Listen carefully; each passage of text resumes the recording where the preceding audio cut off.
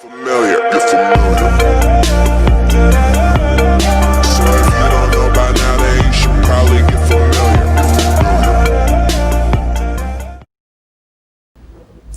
Hello students, so welcome back again to the video part 5, okay, on the crystal structure. So now in this video I am going to discuss the concepts about the atomic positions, crystal directions and crystal planes, okay. So already you are familiar with what is a crystal system called cubic, okay. So to look at the diagram, so I am considering a cubic crystal structure. So along x-axis we have the one edge length, along y-axis we have another edge length, and three-dimensional it is, so that we can show the z-axis also in a cubic structure. Now, how to find out the position of each lattice point in the cubic crystal? How to represent that position of each lattice point in the cubic crystal? Suppose if it is a simple cubic crystal structure, as you have already discussed, there are lattice points only at the corners. Okay, like this. 8 corners consisting of 8 lattice points. How to represent the positions? Okay, atomic positions in the cubic unit cells. See, the positions of the lattice points at the corners, let us say, in general represented as x, y, z. Okay, so they are equal to the magnitudes of the basis vectors itself.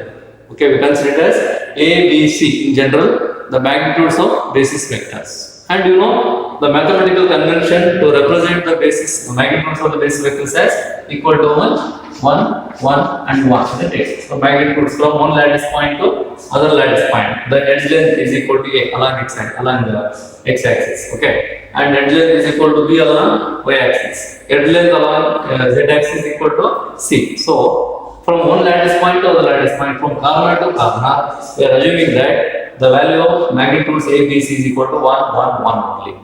Okay. So now using that representation, how do you write the corners? Lattice points at the corners. So if you start with any one of the lattice point at origin, so from that lattice point at origin, you are drawing the three coordinates: x-axis, y-axis, and z-axis. Right. So that this origin, okay, the lattice point, there is a lattice point at this point, isn't it? At this corner also. So they are represented as 0, 0, 0. It is just like a graph, three-dimensional graph positions. If it is two-dimensional one, we will write it as n1, n2, isn't it? So in x-axis and y-axis, write the any points in the graph. Similar to that, now I assume that this is three-dimensional graph for you. You are finding the position in that graph, three-dimensional graph. So that origin point, okay, what is the position of origin? 0, 0, 0 indicates along x, y, z. The coordinate systems are equal to 0, 0, 0. The integers are 0, 0, 0. Next, with respect to this origin, I will consider a lattice point at the corner here.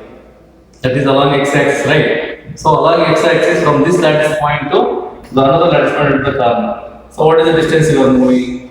So that is equal to A, isn't it? So magnitude of that is equal to how much? 1. So therefore, we consider the lattice point 1 along x-axis. That's it. No need to move along the direction y-axis or along the z-axis, isn't it? So you should write it as 1, 0, 0. So it gives the position of the lattice point along x-axis here. Exactly, these two are adjacent lattice points in the cubic structure. Clear? Similarly, the next one is along y-axis. You consider it here. So exactly adjacent along y-axis. So lattice points are given by 0, 1, 0. Okay, that is the including all these three integers, you can write it as the position of the lattice point. So I will name it A. Okay, now it is B. The lattice point at the position B is given by 0, 1, 0. Similarly, you consider the lattice point at C. Okay, along z-axis. So it is represented as 0 along x-axis, 0 along y-axis. Directly you are going from origin to the position C along z-axis only. So 0, 0, 1. Okay. So first is for x-axis, second is for y-axis 0. Along z-axis, of course, we are moving through the distance C. Magnitude is equal to 1 again. So 0, 0, 1. Like that, three lattice points are obtained: A, B, C. Okay. Now we take this D. See, the 1, 0, 1. How it is 1, 0, 1? See, along x-axis first you have to move 1. Then no need to move along y-axis. So 0 along y-axis. Then 0 along z-axis. So that 1, 0 and then 1 1 z axis 1 0. Okay, A, B, C, D. D is the next point E. So this one is given by 1 1 0, right? Along x axis 1, along y axis 1, along z axis 0. So that lattice point fits to the corner here. Okay, so 1 1 0 is the position. And then I will take another lattice point here. Yeah. Okay. So for that, so what are the coordinates you need? So no need to consider the along x axis direction at all. No need to move along x axis 0. Okay, but directly from origin to y axis 1. Then from here to z axis direction 1. So 0 1 1 gives the position at this corner. Okay. So how many corners are over? 1, 2, 3, 4, 5, 6. Okay. One more. 1, 2, 3, 4, 5, 6. And this one is 7. Okay. So one more lattice point you can see exactly opposite corner here.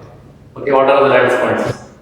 0 along, okay, you need to consider 1 along x axis, then 1 along y axis, and 1 along z axis. Then only you get this lattice point position, exact opposite corner. So for this corner, what are the coordinates? 1, 1, 1. Okay, so like that we have totally 8 corners. Okay, 0 0 0, 1 0 0, 0 1 0, 0 0 1, 1 1 0, 0 1 1, 1 0 1, and then 1 1 1. Clear? So in that way you can mention the positions of the lattice point in the cubic unit side. Now sometimes you will come across the lattice points in between. Okay, that is interfacial lattice points also. For example, you consider the lattice point here. Okay, some area at this side then fitting the lattice point here. How do you represent the lattice point at the middle of this end length? Okay, so the question is what are the values of x, y, z for this position? Okay, so look at the diagram here. From this origin you start, isn't it? To get this lattice point, you need to move along x axis first. That is equal to how much?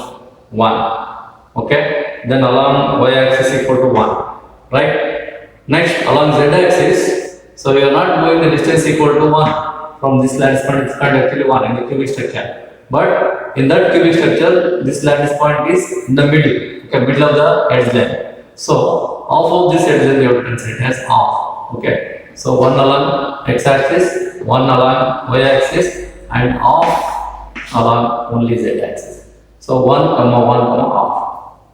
Clear? Okay. Suppose if you consider lattice point at the center, suppose if it is a B.Sc structure, what is the position of the body center atom or body center lattice point in the cubic? Okay, what are the positions? So that means what is the value of x, y, z here? Okay. So to get this lattice point, again you will move along x axis to half of the distance only. So half distance along x axis. Then from this point you move along y axis, not full length. Okay, not full length. This is half only. That is equal to half along y axis. Then this point you move along y direction. So that the distance is equal to half. So half along x axis, half along y axis, half along z axis. So half. Exactly gives the position of the body center cubic structure. Clear? So that way we can find out. Suppose if it is not exactly at the middle, your doubt may be like this. Suppose if it is exactly at 1/3 position. Okay. So I will divide this edge length into 3 parts. Okay. The lattice point is somewhere here. Okay. So 1, 2, 3 parts are divided. Lattice point is here. Then, so what is the coordinates of this point? Lattice point along x axis only. So that is equal to, should write 1/3. Okay. 1/3 because the total length is 1. So this is only 1/3. 1/3 position along x axis. So lattice point is there already. So no need to move along y axis and z axis. So it should write as 0, 0. 1/3, 0, 0. In that way, we can write the position of any lattice point position in the given cubic unit side. Yeah. Now let us move to the another concept called crystallographic directions and planes. Okay. To understand that, see, I am considering a simple two-dimensional space lattice. Okay. So what do you mean by that? simple two-dimensional space lattice consisting of equally spaced lattice points in the two dimensions. That means on a plane. Actual space lattice is a three-dimensional one in which there are the similar equal distance lattice points are arranged in three dimensions. Okay, so that is a space lattice. Now this is only two-dimensional space lattice on a plane. Okay, so now for these two-dimensional lattice points, I am drawing the lines like this. Okay, so just I am considering the lines. Okay, so this one particular line joining the lattice points in a particular direction is called the crystal direction. Okay, so we can show the direction from any of the lattice points that are here. So we can consider like this. See, x, y, and z. So from this lattice point, this axis is the direction is big. So on z direction, we are drawing the line. So like that, for all these lines, you can consider any of the lattice point as origin. Okay, and then you can show the representation of x-axis, y-axis. See, this is actually z. Here x, and this is actually y and z. What is the direction of the line we are drawing here? So that is along minus y, isn't it? Minus y. So this is the direction indicating minus y direction. Okay, x, y, z. This is minus y. Like that, so all these lines passing through lattice points in one dimension only. Clear? Not in three dimensions. You just consider either xy axis, y axis, and z axis are given. Negative x, negative y, negative z axis also. Okay, so in one dimensional array of lattice points, the line joining along one array or the continuous repetition of lattice points in one direction. Okay, so that is the imaginary directions, you can say. They are imaginary directions only. Okay, clear? Now the planes, crystallographic planes are simply called crystal planes. What do you mean by that? So you have to consider the parallel lines passing through the lattice points in the group. Okay, so in this two-dimensional space lattice, now these are the parallel lines, isn't it? Parallel lines passing through certain lattice points, and you can say they are equidistant to each other also, because lattice points itself they are equally spaced here.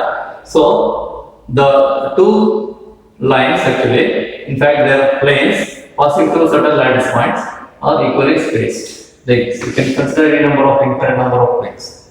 Such planes, okay, imaginary planes, like segregation, you can say all put together, segregation, or aggregation of all set of imaginary parallel planes, equidistant also, okay, are called the crystal planes, okay, crystallographic planes, or simply planes in the crystals. Clear? See, aggregation of set of imaginary parallel and equidistant planes passing through the lattice points. In fact, it is passing through atoms, okay, or atoms in the crystal are known as crystal planes or lattice planes also. Okay, you can just like if it is three-dimensional space lattice, you are imagining the planes passing through all crystal lattice, okay, all lattice points, so that the planes are parallel to each other. And there is no uniqueness in the imagination of the planes here. Either you can imagine the set of parallel planes in this way, see, or I can consider this way also. These are also parallel to each other. So like this also we can consider. So they are all parallel to each other. See, this way also we can do. So there are different ways, A, B, C, and D. Different ways of considering the parallel and equidistant planes in the given space lattice. Okay. So now they are very important. Even though they are imaginary planes in the space lattice, they are very useful to understand the type of the crystal. Okay. In fact, type of the crystal may be of any type of a crystal system. Okay. So any type of arrangement of atoms also may be present in the crystal. So to understand that arrangement of atoms inside the crystal, so these planes are very important. Okay. So let us consider now the discussion on this particularly, how to find the crystal planes, how to represent the planes. Okay, so of course directions can be represented by considering the values like n1, n2 and n3. I think we have discussed already what are these n1, n2, n3. In case of the lattice vector, r bar is equal to what? n1, a bar, N2 V1. Okay, so you consider the equation like this. N3 V1. So N1 V1 plus N2 V1 plus N3 V1 indicating what? Direction of the plane. Because R1 is a vector quantity. It is having both magnitude and direction. So direction is given by these coefficients of A bar, B bar, C bar. That is value of integers N1, N2, N3. So you can represent the direction like this by putting the value of integers N1, N2, N3 in a bracket. Okay. So that value indicates only direction. Okay. Now similarly, how to represent these planes? Okay, the crystal planes, that imaginary parallel planes in a given crystal. So there is a method suggested by Miller. Okay, so what is his name? Miller. So Miller suggested how to find the and how to represent the planes, parallel planes in a crystal with the help of the smallest integers, so that it is easy to remember. Okay, smallest integers. But how to represent, how to find that integers is very important. Okay, now I will continue to explain how to find the integers or Miller indices for a given set of parallel planes. Okay, now you look at the statement of Miller indices. Okay, so Miller suggested basically how to represent the given set of parallel planes in the crystal. Okay, so he says that according to Miller indices are the three smallest possible integers. Mathematically, you have to reduce the integers to three smallest possible integers. Okay, so which have the same ratios as that of the reciprocals of the intercepts. Clear? Reciprocals of the intercepts of the plane concerned on the three axes. Whichever the plane you consider, So out of all the parallel planes, you have to consider only one plane, yes, and it intersects along the three basis vector directions. Okay, so you take that intercepts and then you compare to the smallest integers. So they are called actually the Miller indices. So three smallest possible integers which have the same ratios as that of the reciprocals of the intercepts. Not only the intercepts, okay, you have to consider the reciprocals of the intercepts of the plane concerned on the three axes. Axis means along the XYZ axis it is. Okay, and then they are expressed in terms of a set of three numbers only. You can express that smallest integers as three numbers. In general, we write them as H, K, L. Small h, small k, small l. So that three integers, put it in a bracket. Okay, so known as Miller indices. Miller indices of a plane. So in fact, H, K, L integers, when you represent for a plane, you will no need to write the comma also. H, K, L plane. You call it as H, K, L plane. Clear? So then how to find such smallest integers for a given plane?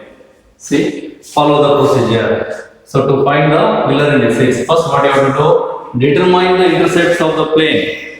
Okay, you should know what is the intercept values. Okay, so find out the intercepts of the plane, given plane, along the x, y, z axis in terms of lattice constants. You know the lattice constants as A, B, C, isn't it? So you will find out that in terms of lattice constants A, B, C, and then let the intercepts be x, y, z in general. You take it as small x, small y, small z along x, y, z axis respectively. You should follow this order. You should write respectively.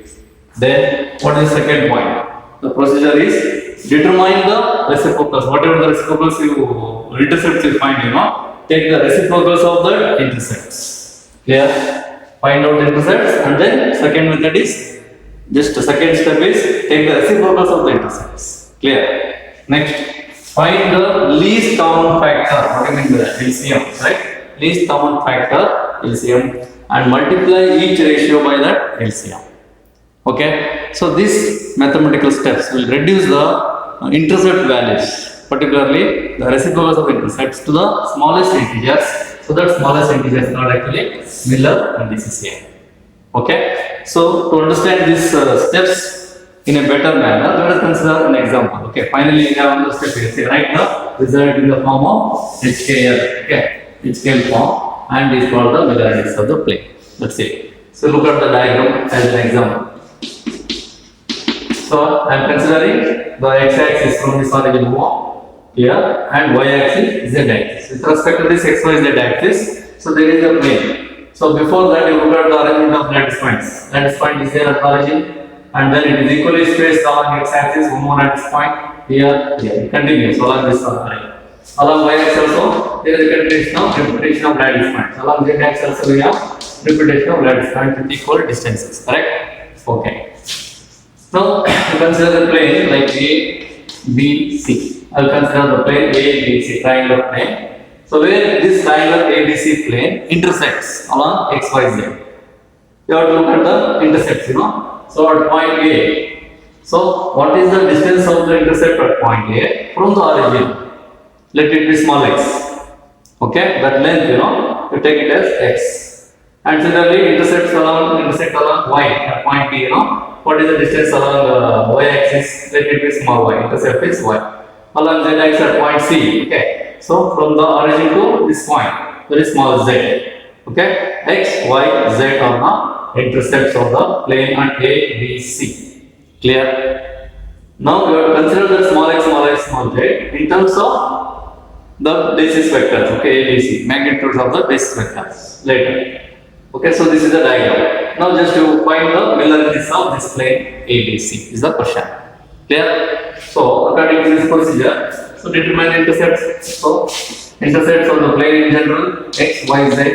I will write. But the value of x, y, z in terms of this vectors, how much it is? X is equal to 2a, y is equal to b, z is equal to 2c. How? X is equal to 2a because one lattice point to adjacent lattice point. The magnitude of the lattice vector is equal to how much? Because it is along x axis or it is along this vector a bar.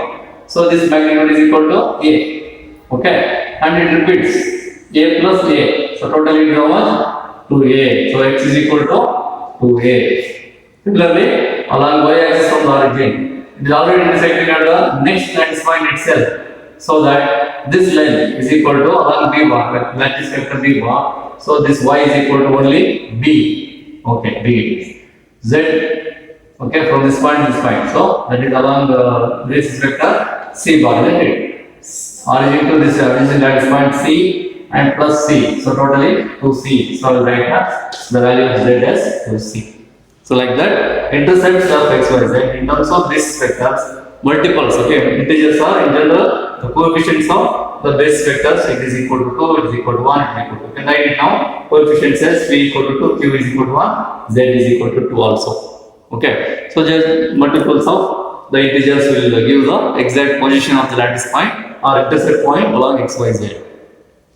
Clear? So once you know the value of these coefficients of x, y, z, okay. So we can write down the Miller indices just by following these procedures again. See in the step 1. Okay, no need to take now in general x, y, z, right? Directly write the values. So intercepts are along x axis it is 2, along y axis 1, along z axis 2 only, right? 2, 1 and 2. Okay, so first you know the intercept values. Then step 2, reciprocals of that. Okay, so reciprocals means 2 is 1 by 2 is reciprocal. For 1 itself. 2 again 1 by 2. Clear? So reciprocals it is 2, 1 by 2. 1 by 1. 2 again 1 by 2. Right. So once you know the reciprocal in the step 2, okay, go to the next step. Taking LCM of these denominators. What do you find LCM for 3 ratios? Looking at the denominators, right? So denominator is 2 here, and here also denominator 1, and here it is 2. So taking LCM of the denominators 2, 1, 2. Don't think that 2 and 2 is this values. I am taking only denominators here 2, 1, 2. Okay, so LCM of 2, 1, 2 is equal to 2 only, correct? LCM is equal to 2 for all the ratios. Okay, next step is multiply each ratio. Multiplying each ratio by this LCM. See, we have the ratio 1 by 2, multiply by 2. Okay, 1 by 2 into 2 is equal to 1. 2 cancels, we get 1. Similarly, the second one is 1. 1 into 2. 1 into 2 is equal to 2 itself. Next, third ratio is again 1 by 2. 1 by 2 into 2. 2 cancels. Left with only 1. So, after multiplying each ratio by LCM, we are getting the least possible numbers or the smallest integers, you can say, according to Miller. So, these are the smallest integers 1, 2, 1. Okay. So, once we get the smallest integers, we can write the 3 HK. They are called in general HKL values. Okay. So, they are the HKL values here. We obtained the HKL values as 1, 2, 1. So put it in a small bracket without any comma. So 1 to 1 is the Miller indices of a given ABC plane. So this plane can be represented as now 1 to 1 plane. Clear? Like that. So this actually 1 to 1 Miller indices plane representing not only for this one. Okay, it is applicable for all parallel planes. Imaginary set of parallel planes equidistant to each other, isn't it? So out of all those parallel planes, we are taking one plane where it is intersecting along the given XYZ and finding the Miller indices. Clear? So they are actually the smallest integers for the given set of parallel planes. Okay. So what are the other planes particularly? How to represent that planes? Just it is multiplying by the numbers. Okay, smaller ordinary integers. 1 to 1 plane is, let's say, smallest integers for a given plane. So parallel to that you will get multiplying by 2. Okay, 2 comma 4. Okay, 2, 4, 2. If you multiply by 2, isn't it? Multiply by 3, you get 3, 6, 3, etc. So these are all actually 1 to 1, 2, 4, 2, 3, 6, 3, whatever it is. They are all actually parallel to each other. Parallel planes only. But for all those particular planes, 1 to 1 is the smallest, isn't it? So you have to consider the smallest integers as the Miller indices for set of all these parallel planes. So that is the concept here. Clear? So with the help of this procedure as suggested by Miller, we can find the plane, imaginary plane in a given crystal. Clear? So let us consider some examples in the next video, how to find the exact plane, Miller indices of a plane in a cubic unit cell particularly. Okay, so is it clear? Okay, then see you in the next video.